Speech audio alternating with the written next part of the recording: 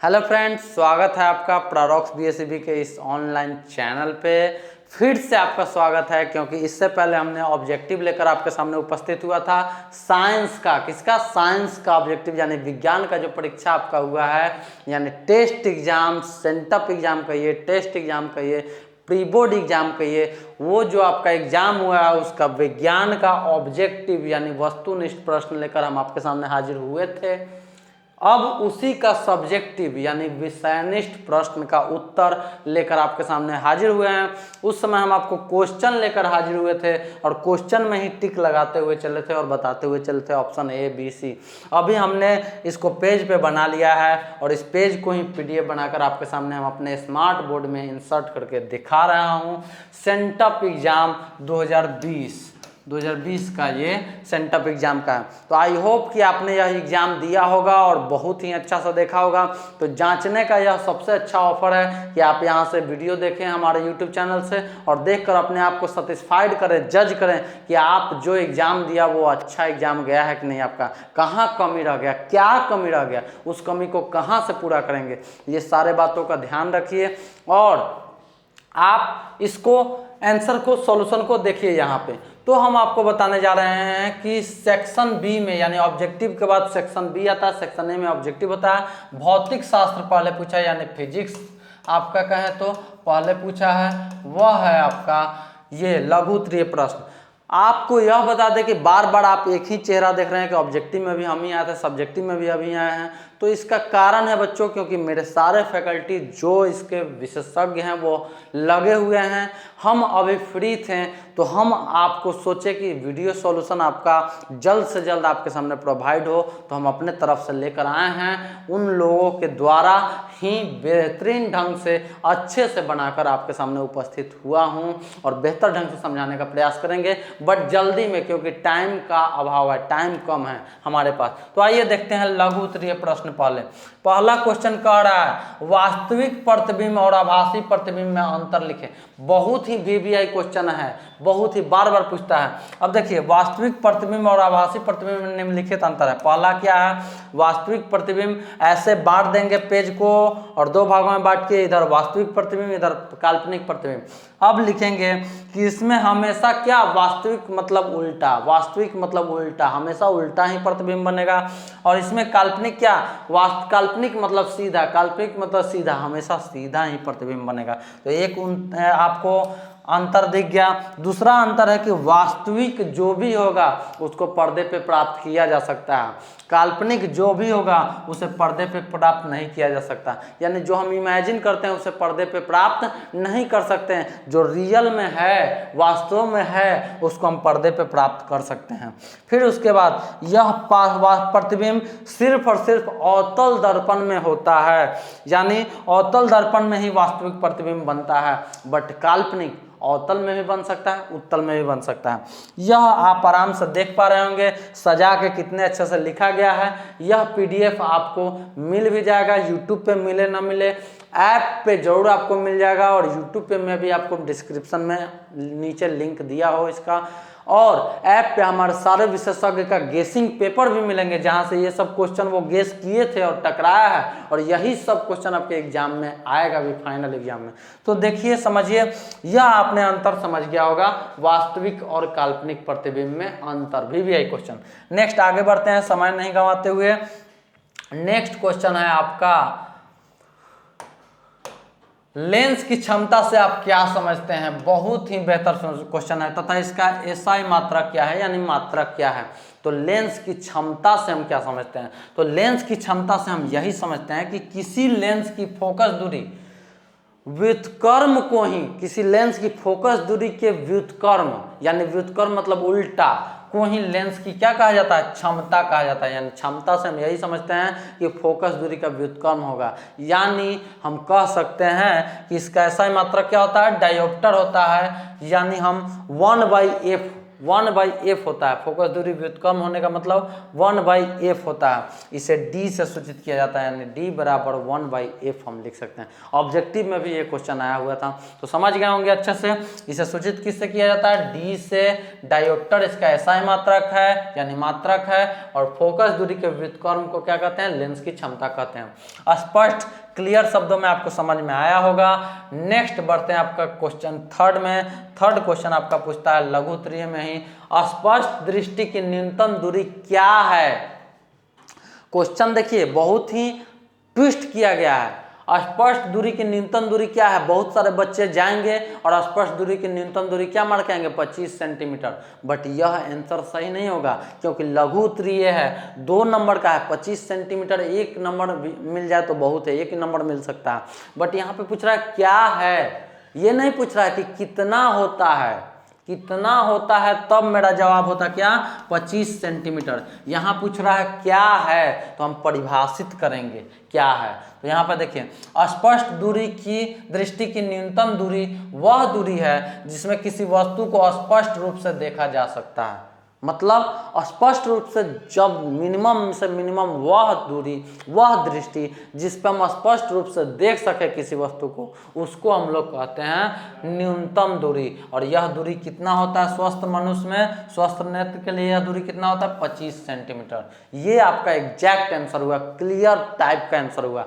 अभी बहुत सारे बच्चे फिसल सकते थे, 25 सेंटीमीटर मार कर आ जाते हैं, बट वह आपको पूरा में पूरा मार्क्स नहीं देता। सही था बट पूरा में पूरा नहीं देता। कितना होता है पूछता तो डायरेक्ट 25 सेंटीमीटर, क्या है पूछा तो परिभाषित करेंगे। स्पष्ट क्लियर शब्दों में समझ पा रहे होंगे। आपका टाइम नहीं गंवाते हुए हम आगे बढ़ते हैं, देखते हैं। तो नेक्स्ट क्वेश्चन आपसे पूछा है, कोरोना वायरस महामारी की वजह से बहुत ही बेहतरीन ढंग से, बहुत ही इजी वे में पूछा है क्वेश्चन, लेकिन ट्विस्ट डाल दिया है। मतलब आपका तैयारी बेहतर है कि नहीं यह परखा जा रहा है। अगर इसका तैयारी बेहतर होगा तो वहाँ फाइनल में जरूर बेहतर कीजिएगा। और बेहतर तैयारी के लिए बेहतर प्लेटफॉर्म की ज़रूरत होती है, और बेहतर प्लेटफॉर्म हमारे ख्याल से अभी आप जांच लिए होंगे, परख लिए होंगे। पैराडॉक्स BSc ऐप पे जाएं, डेमो वीडियो देखें और समझें कि आपको यह पैराडॉक्स BSc बेहतर प्लेटफॉर्म दे पा रहा है कि नहीं। कि अब आपके पास 2 से 2.5 मंथ है, काफ़ी कम टाइम है और बहुत ही अच्छे से पढ़ना है। तो समझ जाइए कैसे आपको करना होगा, टैकल करना होगा, इस एग्ज़ाम से लड़ना होगा। फर्स्ट सीढ़ी है आपके लाइफ का, लाइफ के सीढ़ी को व्यर्थ न जान दीजिए, अच्छे जगह पे इस्तेमाल कीजिए। तो आगे बढ़ते हैं हम। बैजानी हपी नाला के प्रत्येक पद का नाम लिखें। प्रत्येक पद का नाम लिखना है। बैजानी हपी नाला के प्रत्येक पद का नाम लिखना है। तो प्रत्येक पद क्या है? बैजानी हपी नाला, ये प्रत्येक पद हो गया। तो बै से बैगनी, ये इसका नाम हो गया। जा से जामुनी, नी से नीला, ह से हरा, पी से पीला, ना से नारंगी, ला से लाल, यानी बैजानी हपी नाला का ये पूरा नाम हुआ, पूरा पद हुआ।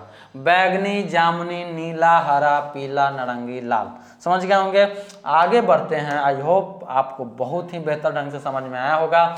आगे बढ़ते हैं 5वें नंबर लघु त्रिय प्रश्न में फिजिक्स का। बहुत ही अच्छा क्वेश्चन। आममीटर एवं वोल्ट मीटर में अंतर लिखें। आममीटर एवं वोल्ट मीटर में अंतर को लिखें। तो आममीटर एवं वोल्ट मीटर में अंतर निम्नलिखित है। पहला है, इधर अरेंजिंग करने का हम आपको बताए थे 2 भागों में बांटकर, इधर आममीटर इधर वोल्ट मीटर। देखिए ऐसे ही अरेंज किया गया है उस तरह से।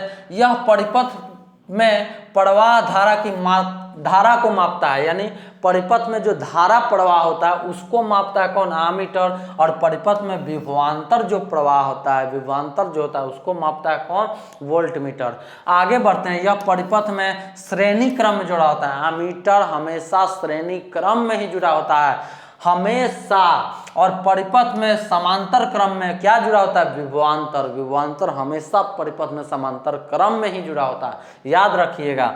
इसका संकेत ए होता है, इस तरह से सिंबल। इसका संकेत भी होता है, देखिए दोनों तरफ से डैश डैश, और भी इसी तरह से इधर भी। समझ गए। ये 3 एग्जाम्पल लिख लीजिएगा, 2 मार्क्स आपका कोई नहीं काट सकता, नेवर। और बहुत ही बेहतर है और बहुत ही आसान वे में आपको छोटा छोटा अंतर दिया गया है ताकि आप समझ पाए। आगे बढ़ते हैं हम। आगे बढ़ते हैं, 6 नंबर क्वेश्चन की तरफ आते हैं और 6 नंबर में हम देखते हैं 2 ओम प्रतिरोध के 3 प्रतिरोधकों का बहुत ही बेहतरीन और बहुत ही ट्विस्ट डाला हुआ क्वेश्चन है ये क्वेश्चन बहुत लोगों को समझ ही नहीं आएगा कि क्वेश्चन कह क्या रहा है, इसलिए बच्चे को कन्फ्यूजन रहते हैं। यहाँ देखिए कितने अच्छे से कह रहा है, 2 ओम प्रतिरोध के 3 प्रतिरोधकों को किस प्रकार संयोजित करेंगे कि प्राप्त संयोजन का समतुल्य प्रतिरोध 3 ओम होगा। यानी हमको इस तरह से अरेंज करना है समांतर और श्रेणी क्रम में 2 ओम के 3 प्रतिरोध को इस तरह से अरेंज करना है कि हमारा समतुल्य प्रतिरोध यानी R इक्विवेलेंट 3 ओम मिले।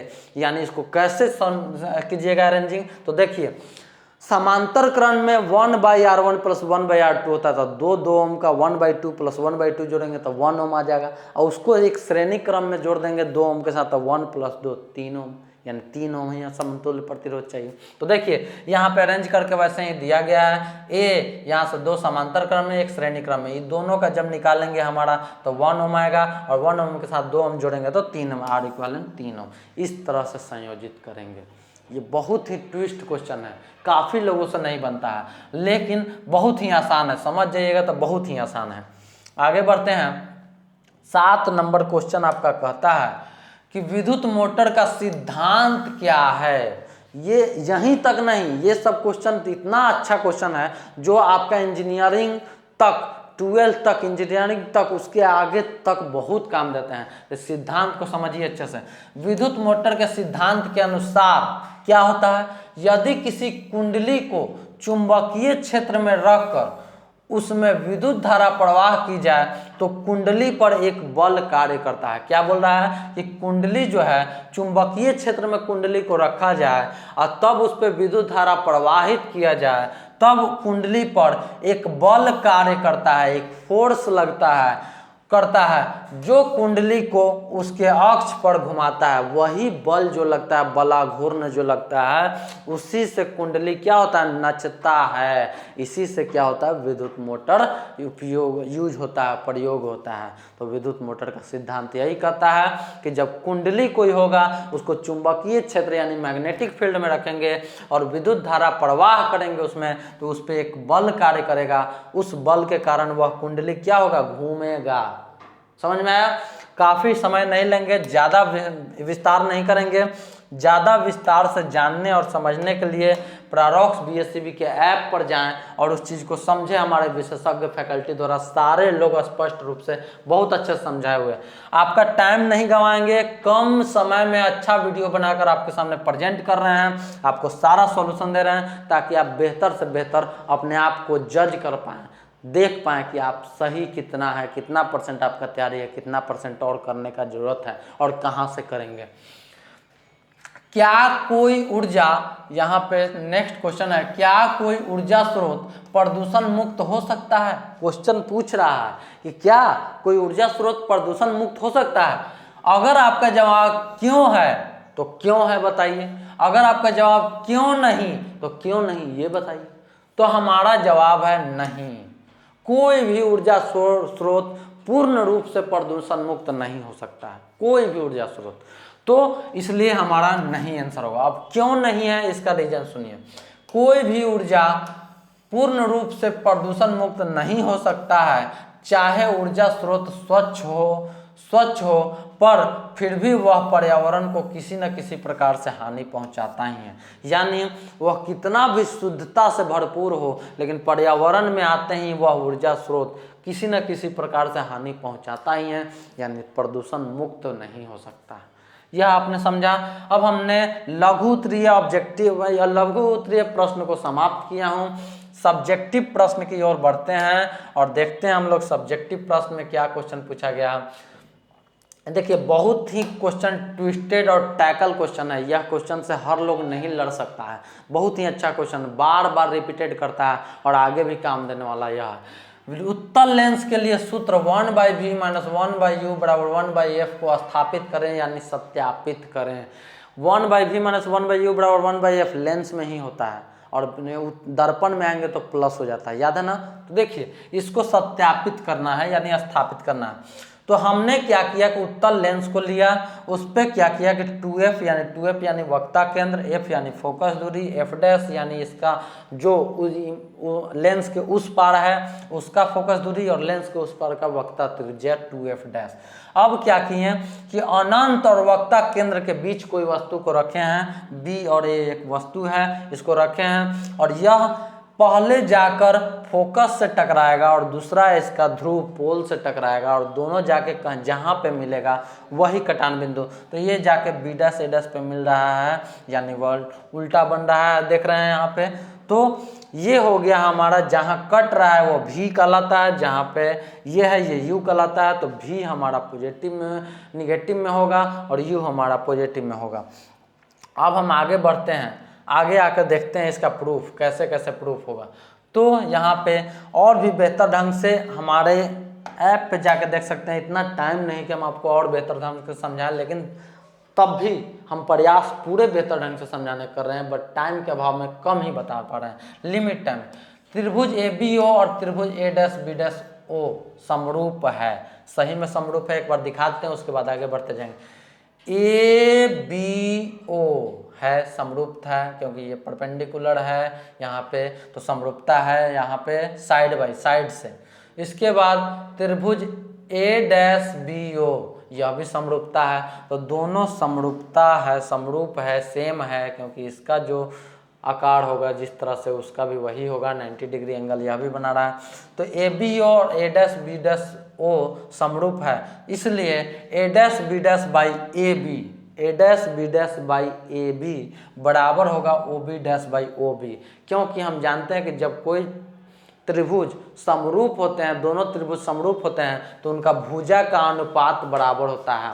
जो कोई भी त्रिभुज समरूप होंगे उनके भुजा का अनुपात क्या होगा, बराबर होगा। तो ये इक्वेशन मेरा फर्स्ट है। सेकंड इक्वेशन है, फिर A dash B dash F में चलेंगे, और त्रिभुज OC F में समरूप है, इसमें चलेंगे। तो A dash B dash by OC देख लीजिएगा समरूप होगा, सेम। उसके बाद FB डैश बराबर बटा OF, यह देखेंगे तो यह एक समीकरण बनेगा। और इसमें क्या है कि OC बराबर है AB के, OC को देख लेते हैं बराबर है कि नहीं AB के। OC देखिए एग्जैक्ट बराबर है AB के, सही बात है। तो OC बराबर हो गया AB के, देख पा रहे हैं आप, क्योंकि वहीं पे कट रहा है, वैसे ही कट रहा है जहाँ पे AB का जितना वस्तु दूरी है। तो ये दोनों बराबर है। अब यहाँ पे हम देख पा रहे हैं कि ये दोनों बराबर होने के कारण A dash B dash by AB बराबर FB डैश बाई OF, यहाँ पे हम आपको दूसरा इक्वेशन लिखे थे। अब दोनों इक्वेशन से हम देखते हैं OB डैश बाई OB, क्योंकि दोनों में क्या है AB डैश बाई AB, तो AB और OC बराबर AB है, तो यानी ये दोनों AB डैश बाई OC के जगह AB लिख देंगे, FB डैश बाई OF लिख देंगे। तो ये दोनों हमारा बराबर हो जाएगा, क्योंकि फर्स्ट इक्वेशन में AB डैश बाई OC है, फिर उसके बाद यहाँ पे AB डैश बाई AB है, यहाँ भी AB डैश बाई AB है। तो दोनों का राइट हैंड वाला बराबर हो जाएगा। तो OB डैश बाई OB बराबर FB डैश बाई OF। अब ये दोनों बराबर है। अब हम FB डैश को लिख सकते हैं, यहाँ फिगर में दिखाते हैं स्पष्ट रूप से, देखिए FB डैश को लिख सकते हैं हम लोग, इसको FB डैश को लिख सकते हैं हम लोग, क्या क्या लिख सकते हैं हम, OF FB डैश को लिख सकते हैं OB dash minus OF, OB dash minus OF, F dash B जो है, FB डैश जो है उसको लिख सकते हैं हम लोग OB डैश माइनस OF, सही है। FB डैश को हम लोग लिख सकते हैं OB डैश माइनस OF, घटा देंगे तो FB डैश आ जाएगा, तो सही है। यहाँ पे हम लिखें OB dash minus OF by OF। अब OB डैश, OB जो होता है वो चिन्ह परिपाटी से माइनस U है, क्योंकि ये लेंस के इस तरफ है तो माइनस U होगा। लेंस को चिन्ह परिपाटी से लेंस के उस तरफ वाले पॉजिटिव होते हैं, तो OB डैश पॉजिटिव होंगे, OF आपका फोकस है पॉजिटिव होगा। तो ये देख लिए, इसलिए OB डैश बाई OB, तो OB डैश हमारा क्या है V, और OB क्या है माइनस U, तो V by minus U equal to V minus F। V क्या है OB डैश, और OF क्या है मेरा F है, तो V minus F by F, OF को क्या F देखिए सब समीकरण में पुट करते चले गए। ये हमको प्रूफ करना है, इसलिए ऐसा हम बनाते हैं, ऐसा हम लोग कोशिश करते हैं, सोचते हैं कि समरूप कहाँ से है, कैसे किसको घटाएं कि कहाँ से क्या होगा। ये समझ पा रहे होंगे। समय ज़्यादा लगने की वजह से हम ज़्यादा और एक्सप्लेन नहीं कर सकते हैं। आई होप कि आप समझ पा रहे होंगे। वी एफ बराबर minus U V plus U F, U V बराबर U F minus V F. ये देख रहे हैं, यू वी इधर आ गया, इधर चला गया। अब दोनों साइन को साइड तरफ क्या करना, साइड यू वी एफ से भाग देने पर, यानी सब जगह तीनों से भाग दीजिए। तीनों से भाग देंगे तो ऑटोमेटिक कट के यहाँ एफ आ जाएगा, यहाँ यू वी यू और एफ कट जाएगा तो भी आ जाएगा, यहाँ यू और भी कट जाएगा तो आपका भी आ जाएगा, सॉरी यहाँ पे भी और एफ कट जाएगा तो यहाँ पे यू आ जाएगा, भी आ जाएगा, और यहाँ पे भी और एफ कट जाएगा, ये भी होगा, भी होगा तो भी और एफ कट जाएगा तो यहाँ पे यू हो जाएगा। तो 1/v माइनस 1/u, 1/f बराबर 1/v माइनस 1/u, यही प्रूव करना था। आप ऊपर देख सकते हैं और ये प्रूफ करके आपको दिखाया गया। ये बहुत ही क्वेश्चन अच्छा है। 1/v माइनस 1/u बराबर 1/f, आप क्लियर ढंग से समझे होंगे समरूप कैसे बराबर होते हैं, क्या होते हैं, सारे चीज़ को हम एक्सप्लेन किए। आई होप कि आपको अच्छा लगा होगा। नेक्स्ट हम लोग नेक्स्ट देखते हैं क्वेश्चन को। तो फिजिक्स का ही दीर्घ उत्तरीय में 2 प्रश्न पूछते हैं, उसमें से 1 का जवाब देना होता है। लघु उत्तरीय में 8 प्रश्न पूछते हैं, जिसमें 4 का जवाब देना होता है। ऐसे ही हमारा एग्जाम के बारे में जो हमारा ऐप में रखा गया है एक सेक्शन बना के, उस सेक्शन में जाकर देखिएगा तो सारे फैकल्टी अपना अपना बताए हैं कि कौन से चैप्टर से कितने मार्क्स का पैटर्न क्या होगा, ये बताया गया। आगे बढ़ते हैं। 10 नंबर क्वेश्चन पूछ रहा है, ओम का नियम क्या है। बहुत ही हॉट क्वेश्चन। 5 एम्पियर विद्युत धारा यानी आई का मान 5 है, प्रवाहित होने वाले 2 जगह लिखा गया गलती, 5 ओम प्रतिरोध वाले विद्युत चालक यानी ओम यानी R 5 है, I भी 5 है, तो बिंदुओं के बीच विभवांतर ज्ञात करना है, भी ज्ञात करना। हम जानते हैं ओम के नियम से V बराबर IR, I पता है, R पता है, हम निकाल लेंगे। अब हम यहाँ पे दिखाते हैं ओम के नियम क्या है। ओम के नियम क्या कहता है कि नियत ताप पे यानी कांस्टेंट टेम्परेचर पे किसी चालक तार से प्रवाहित विद्युत धारा उसके बीच के विभवांतर के डायरेक्टली अनुपाती होता है, सीधा समानुपाती होता है। यानी उस चालक तार के बीच के विभवांतर के सीधा समानुपाती होता है, यानी V directly proportional to I।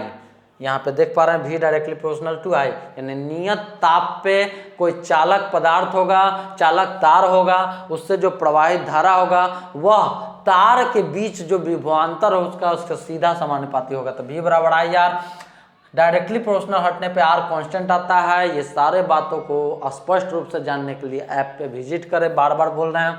प्रश्न से दिया गया है R बराबर 5 ओम, I बराबर 5 है, यहाँ पे दिया हुआ बताए थे कि R 5 ओम है, I बराबर 5 एम्पियर है, तो V निकालना है सूत्र से। V बराबर IR, V बराबर 5 × 5 यानी 25 वोल्ट। समझ गए? स्पष्ट रूप से आप समझ पा रहे होंगे। आई होप कि यह वीडियो लंबा नहीं जाए, इसलिए हमने फिजिक्स का सॉल्यूशन करवाने के बाद हम फिर मिलते हैं नेक्स्ट वीडियो में केमिस्ट्री का सॉल्यूशन लेकर, उसके बाद बायोलॉजी का सॉल्यूशन लेकर, क्योंकि बहुत बड़ा वीडियो आप देख नहीं पाएंगे, समझ नहीं पाएंगे, अच्छा नहीं होगा आपके लिए। तो आप देखते रहिए, फिर जल्द ही हाजिर होते हैं केमिस्ट्री का सॉल्यूशन लेके, फिर हम हाजिर होंगे बायोलॉजी का सॉल्यूशन लेके। तब तक के लिए बने रहिए, हमारे यूट्यूब चैनल पे लगे रहिए, कमेंट कीजिए, सब्सक्राइब कीजिए, जो भी आपको डाउट हो कमेंट में बताइए, ऐप तक विजिट कीजिए, हमारे विशेषज्ञों को देखिए। मिलते हैं नेक्स्ट वीडियो में। Okay, bye bye, see you again.